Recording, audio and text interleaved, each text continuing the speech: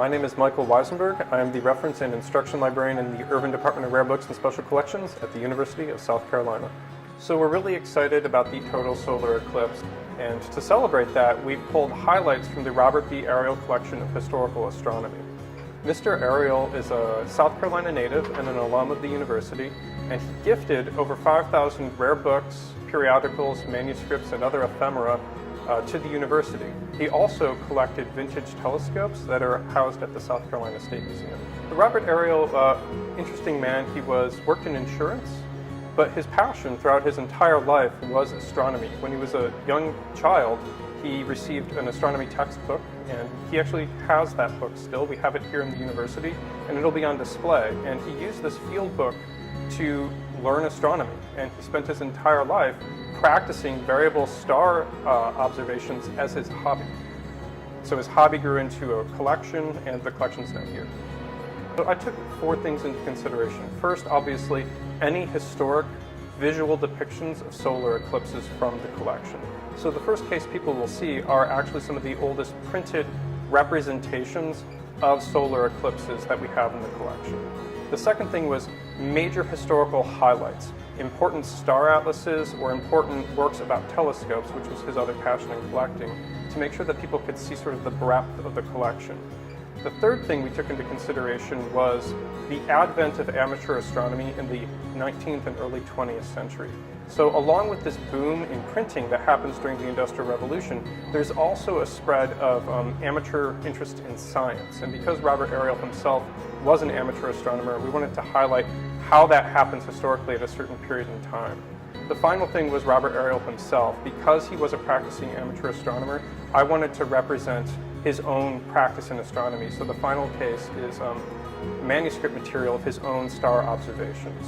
And one of the things that'll be wonderful for people who come and see the exhibit is that we have material here from the 15th century to the 20th century.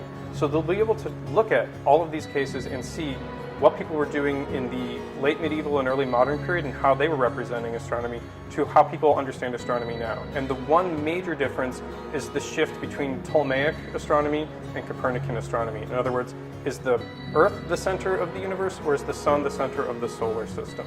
And that shift happens in the early modern period. So some of the oldest books we have on display are still dealing with the Ptolemaic astronomical system. In other words, the Earth is the center of the universe as far as they're concerned, and that's how they're depicting all of these phenomena in their mathematics and in their illustrations. Even though the model is technically incorrect, have to be the same for a solar eclipse to happen. In other words, the moon has to pass between the sun and the Earth.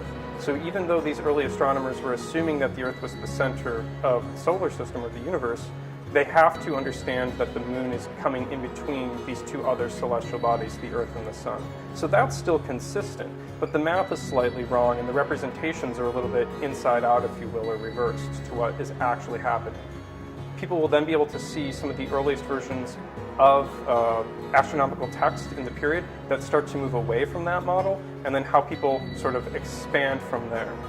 One of the really fun things about looking at these early depictions of the universe is the way they sort of personify and anthropomorphize the celestial bodies. So the sun and the moon often have faces, and they're sort of emitting, I wouldn't say emotion, but there's a certain personality to the way different woodcutters and artists and engravers would represent the sun and the moon sort of in conflict with one another as they're fighting for the attention of the Earth, so to speak.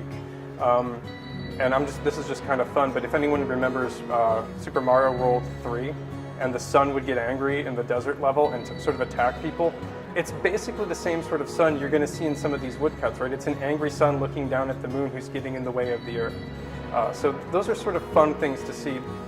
I think it's important to know where we come from and to think about the history of science and to understand that it has changed over time. And science really, it doesn't end. It's about progress. It's about constantly trying to get more precise readings of the universe, a more clear understanding of how these laws operate. So we're still sort of dealing with certain questions. If you think about the history of astronomy, you have, say, Ptolemy and sort of the ancient worldview, you have the Copernican revolution, you have Galileo, but then Einstein's sort of worldview is another important thing that had to be verified, even though it was theoretically sound. And we're still sort of moving towards those things. And I think taking this moment, it's a once-in-a-lifetime experience to see the eclipse for most people.